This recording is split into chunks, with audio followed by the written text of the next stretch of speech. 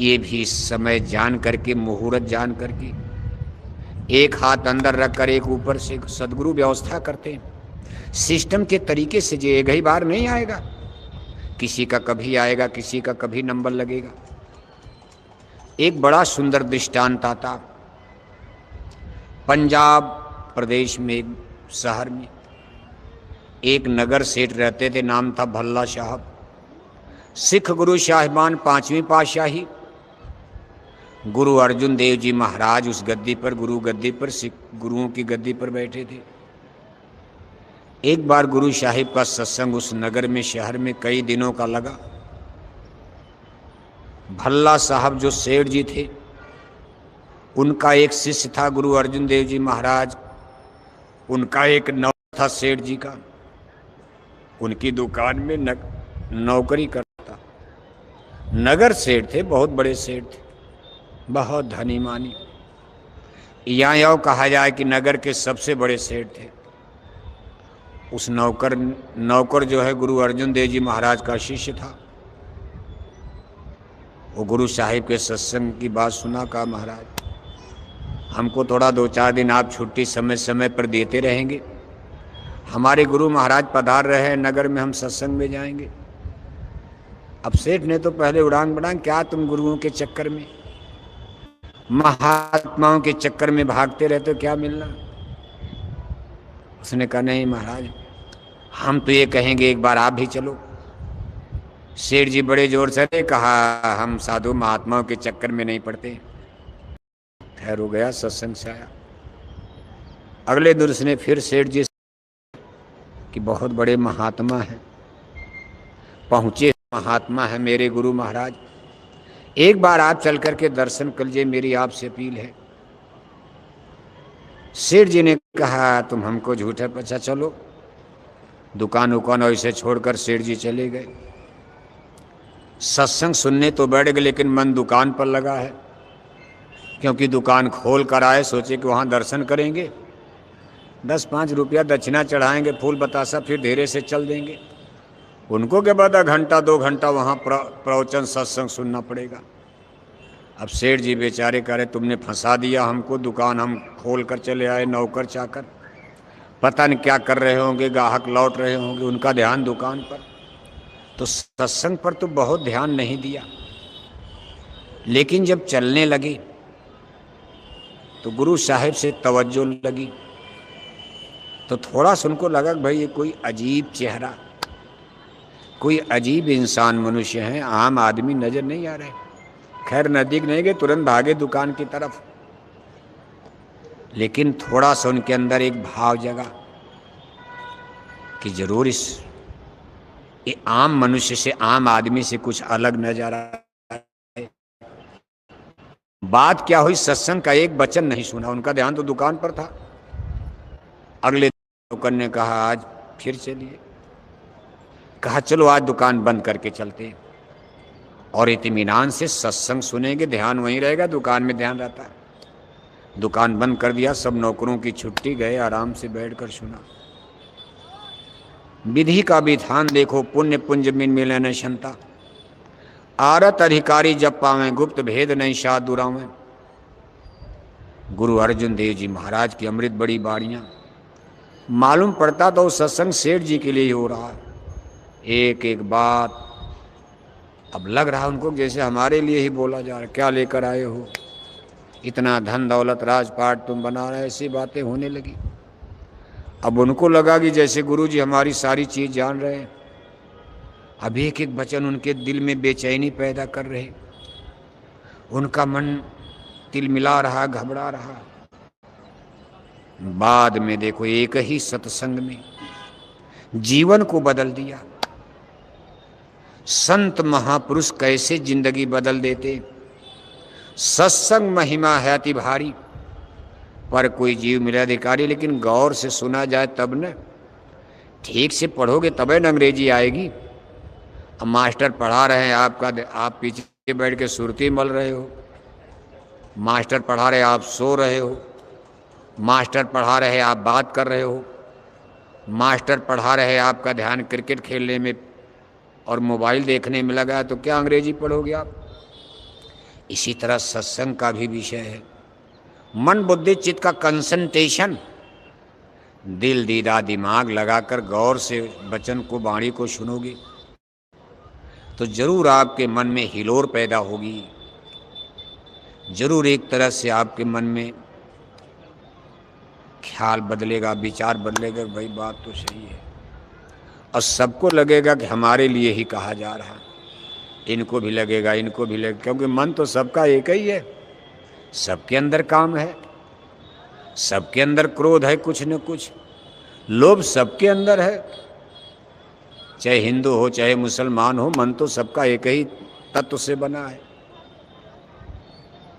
अब देखो तुरंत सेठ जी ने गुरुजी से अपील किया कि गुरुजी आपने नामदान की व्याख्या किया कि भाई गुरुमंत्र गुरु दीक्षा नामदान जिससे जीवात्मा का कल्याण होगा, नरकों से बचोगे, हमको भी दे दीजिए, हम भजन करने के लिए तैयार हैं।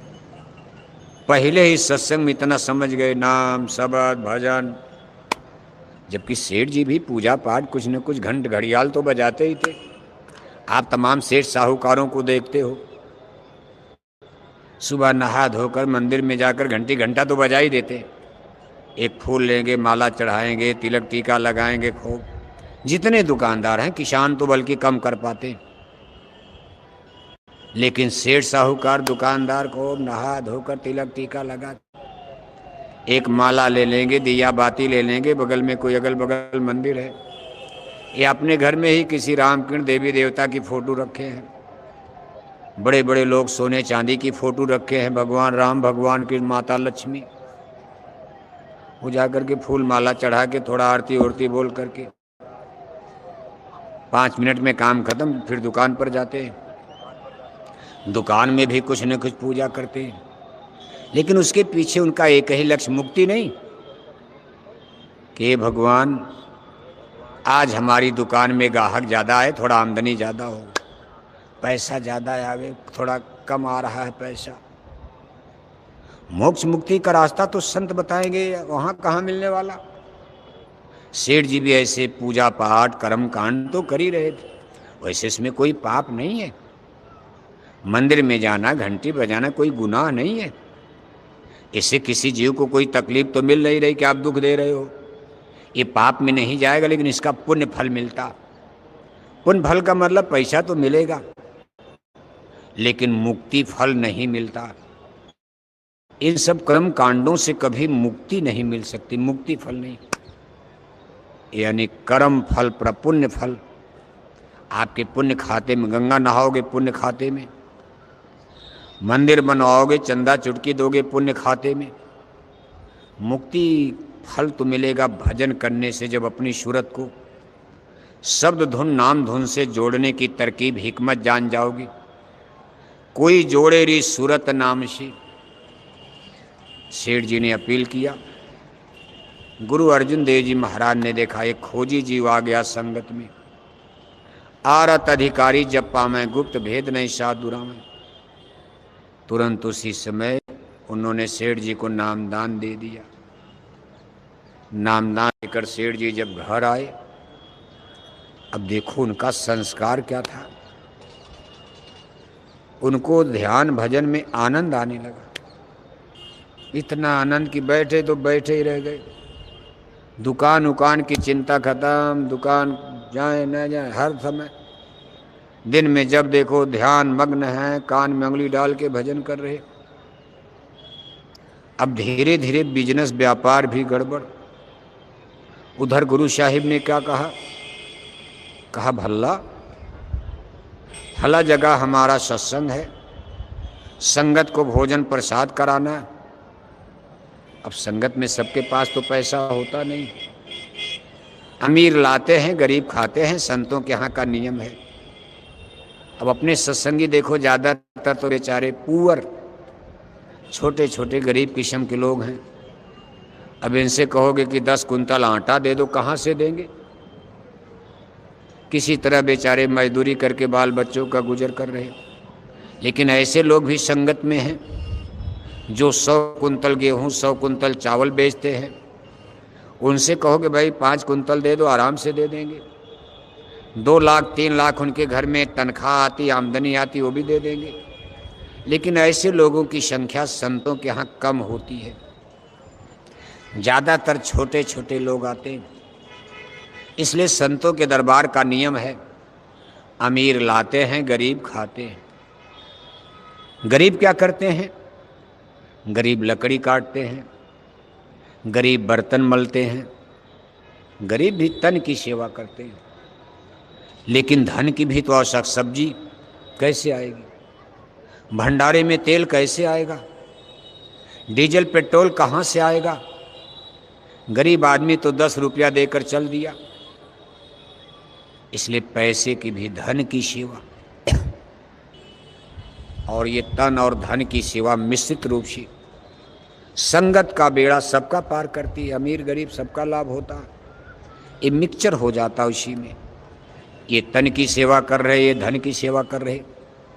और जो मान लो न धन की सेवा कर रहा और न तन की सेवा कर रहा, धन उसके पास है लेकिन न तो तन की सेवा करता है और धन भी नहीं दे रहा, अब उसका बेड़ा पार होने में तो समय जन्म दर जन्म, 1 जन्म 2 जन्म और लग जाएगा। इसलिए जिनके पास धन है धन दो, जिनके पास धन नहीं तो तन की सेवा करो। ये नहीं कि आराम से आकर के यहाँ आराम से कोठी में सो रहे हो, पैसा भी नहीं देते हो संगत में, और यहाँ एक बांस बल्ली नहीं गाड़ते हो, भंडारा देखने नहीं जाते हो, एक रोटी नहीं परोसते हो, सेवा नहीं करते हो, आराम से कमरा मिल गया सो रहे खाकर, तो आपके लिए तो सोचना पड़ेगा। लेकिन भल्ला साहब का देखो, अब उनके लिए जेठ का महीना तुरंत लग गया, तुरंत जेठ, क्योंकि गुरु को ऐसा शिष्य मिल गया कि जिस पर कर्मों के बादल ज़्यादा जल्दी पार कर देना है। गुरु महाराज ने सूचना दिया कि बल्ला इतने पैसे की जरूरत है, साथ संगत का भंडारा। अब भल्ला बेचारे तुरंत ले जाकर हाजिर। फिर कुछ दिन बीता, गुरु साहिब की चिट्ठी आ गई, भल्ला फला जगह हमारा साथ संगत का भंडारा, इतना पैसा भेज दो। भेज दिया भल्ला ने। अब इधर भल्ला तो भजन में, परमार्थ में, बार बार सत्संग में जा रहे। बिजनेस व्यापार में घाटा, उनके जो नौकर चाकर अब लूट रहे कि सेठ जी यहाँ रहते नहीं, लापरवाह हो गए, चलो हम ही लोग। अब जब मालिक लापरवाह हो जाएगा बिजनेस में तो नौकर चाकर तो लूट खाते। आमदनी कम हो जा रही है और सब पैसा संगत में जा रहा। देखते देखते वो समय आ गया कि भल्ला गरीब हो गए, उनका बिजनेस व्यापार ही खत्म हो गया। भल्ला बेचारे किसी तरह अपने घर में कोठी में, कहा कुछ नहीं, गुरु की मौज। लोग उनसे कहते भाई ये क्या कर दिया, पागल हो गए हो? अरे गुरु का मतलब, भक्ति का मतलब दुकान डलिया, सब बिजनेस व्यापार चौपट कर दिया। अरे कहा सब गुरु की मौज। भल्ला का बहुत सुंदर महल था, महल बंगला, आराम से खा रहे। एक बेटी थी, इसकी शादी हो गई, बड़े आदमी थे, बड़े यहाँ। थोड़े दिन के बाद उनकी एक देवी जी थी, उनकी मौत हो गई। अब भल्ला बिल्कुल अकेले पड़ गए। किसी तरह अपना जीवन बिता रहे, गुरु दरबार में आ रहे जा रहे। एक दिन गुरु साहिब की फिर चिट्ठी आ गई कि भल्ला इतने पैसे की जरूरत है, भंडारा चलाना। अब भल्ला बेचारे लगे सोचने, पैसा है ही नहीं, सब खत्म। इतनी जल्दी रेख पर मेघ हो गई, सब खत्म। तब तक भल्ला को याद आया कि मेरा ये घर, ये महल तो अभी बाकी है, एक महल ये भी बंधन, ये भी खत्म कर दो। उन्होंने बोली लगा दिया, दाम लगा दिया। संजोग से जितना पैसा गुरु ने मांगा था उतने में ही उनके महल की, बंगले की बोली लग गई, करीब करीब वही। भल्ला बड़े खुश हुए कि भाई गुरु का वचन कटा नहीं। आज मैं भक्ति में फेल हो जाता, मैं तो सोच रहा था कहाँ से पैसा दूंगा, मेरे पास कुछ है ही नहीं। लेकिन गुरु तो जान रहे हैं भाई अभी इसका एक बंधन है, इसका एक महल, एक बंगला, इसका बंधन बना हुआ, खत्म करो बंधन। ये सारे बंधन टूट जाएं लोभ और मोह के, बंधे तुम गाढ़े बंधनान, फंसे तुम गाढ़े बंधनान। पहला बंधन पड़ा देह का, दूसर तिरिया जान, तीसर बंधन पुत्र का जानो, चौथा नाती मान, नाती के फिर नाती होवें, तो फिर कहिए कौन ठिकान। चौड़ल पचरल 17 रसरी, बांध लिया तुम बहुवी तान। सुख संपदा यो हाट हवेली, आय बिछाया बहुवी जाल। क्या क्या विपद बखानू तेरी, तुम माया में रह गलतान। और मरे बिना तुम छोड़त नहीं, जीते भर देते नहीं कान। संत सदगुरु बहु समझावें, उनकी बातें एक न मान। कैसी बने तुम्हारी, अब भरमो 84 खान। गाय खूंटे से बंधी है मोटी रस्सी जंजीर लोहे की, जंजीर टूटी नहीं, खूंटा टूटेगा नहीं। गाय फ्री विल, फ्रीडम, आज़ादी, कैसे मुक्त हो पाएगी, कैसे भाग पाएगी। इसलिए जो काल पुरुष ने हमको आपको माया की इस बाजार में अनेक जगह लोभ और मोह के खूंटे से बांध दिया, एक भी बंधन ढीला नहीं हो रहा, कहाँ से भजन बनेगा, बल्कि बंधन मोटा होता जा रहा। और संसार की ममता, लोभ, लालच, ये दे दो, ये दे दो, ये दे दो। एक मांग पूरी हो गई तब तक दूसरी खड़ी हो गई, तब तक तीसरी खड़ी हो गई। यही मांगते मांगते बुढ़ापा आ गया, मरने के करीब आ गए, अब क्या होगा। लेकिन गुरु ने दया कर दिया, देखो कहा तोड़ दो बंधन। भल्ला ने तुरंत अपना घर बेचा और पाती दूत को, जो गुरु दरबार से आए थे, पैसा दिया, वहां पहुंच गया। भंडारा चलने लगा, भल्ला भी पीछे पीछे। वहां पहुंच गए। बाद में जब कुछ नहीं रहा तो आश्रम में पहुंच गए। आश्रम में अपना रह करके भंडारा चलता था, भोजन करने लगे, सत्संग सुनने लगे। कहा अब इसी आश्रम पर डेरा रहेगा, कम से कम खाने के लिए रोटी तो मिल रही है और कम से कम गुरु का दर्शन मिलेगा। सत्संग काम खत्म, छोड़ो बाबा। एक दिन गुरु साहिब सामने मिल गए। कहा भल्ला कैसे गुजर हुआ। कहा हुजूर बस इसी आश्रम में भंडारे में खा लेता हूँ और आपका दर्शन मिल जाता है, सत्संग मिल जाता है, मैं संतुष्ट हो जाता हूँ, प्रसन्न हूँ। मुझे इतनी बड़ी चीज आपने दे दिया, ये संसार जो मेरा गया, इसके बदले में इसके आगे वो तुच्छ है, कुछ नहीं है। उसको तो जाना था, एक दिन मर जाते, सब छोड़ना था। अच्छा हुआ आपने मेरा रोड़ा बंधन पहले ही काट दिया। गुरु साहिब ने कहा लेकिन भल्ला तुम तो सेवादार आदमी हो, दानवीर हो, यहाँ आश्रम में बैठ करके भंडारे में रोटी खाते हो, तू गुरु की क्या सेवा करते हो। भल्ला ने कहा हुजूर जो हुक्म। कहा गुरु सेवा, संगत की सेवा तो तुम कुछ करते नहीं, बैठे बैठे रोटी खा रहे हो भंडारे की। तुम जंगल से लकड़ी काटा करो, बगल में जंगल है, जा करके थोड़ी सी लकड़ी काट करके भंडारे में, जिससे लंगर खाने में भोजन बनता, तुम्हारी सेवा गुरु सेवा, ये संगत की सेवा में माना जाएगा। बताओ आप, इतना बड़ा आदमी, नौकर चाकर जिसकी सेवा में लगे, वो बेचारा लकड़ी काटना क्या जाने। गए बेचारे को, अब आदेश है तो जाना है। हाथ में छाले पड़ गए, खून निकल रहे। 2-4 दिन के बाद सब ठीक ठाक सेट हो गया, सीख लिया लकड़ी काटना। सर पर काटते थे लेकर, जैसे लेबर मजदूर जंगल से आते ला करके आश्रम में रखते थे। एक दिन गुरु साहब फिर मिले। कहा भल्ला कैसे गुजर हो रहा। कहा हुजूर वश लकड़ी जंगल से लाते हैं, रोटी खाते हैं, सत्संग सुनते हैं। अरे कहा भल्ला जितने की तुम लकड़ी लाते हो उतने की तुम रोटी खा जाते हो, बदले में जो भोजन करते हो रोटी के लकड़ी के बदले, तूने हमारी क्या सेवा दिया। तुम तो इतने बड़े दानवीर थे, कितना देते थे, हमारी सेवा। कहा हुजूर हुकुम, मैं क्या कर सकता हूँ। कहा 2 गट्ठर लकड़ी लाया करो, अब डबल बोझा, एक तुम्हारे रोटी के लिए और एक हमारे हिस्से के लिए गुरु सेवा। हमारी सेवा रहेगी, एक गट्ठर लकड़ी संगत की सेवा में मानी जाएगी। अब भल्ला साहब उस दिन थोड़ा ज़्यादा मेहनत किए और तकलीफ हो गई, लेकिन 2 गट्ठर लकड़ी किसी तरह काट कर सर पर रखकर लाकर आश्रम में रखते हैं भंडारे में। करते करते कई दिन गुजर गया। एक दिन देखो शाम को जब चले, इसी तरह दिन डूब रहा था, बड़ा तेज आंधी तूफान आ गया, धूल से आसमान छा गया, सामने कुछ दिखाई नहीं दे रहा, बल्ला बेचारे चल रहे।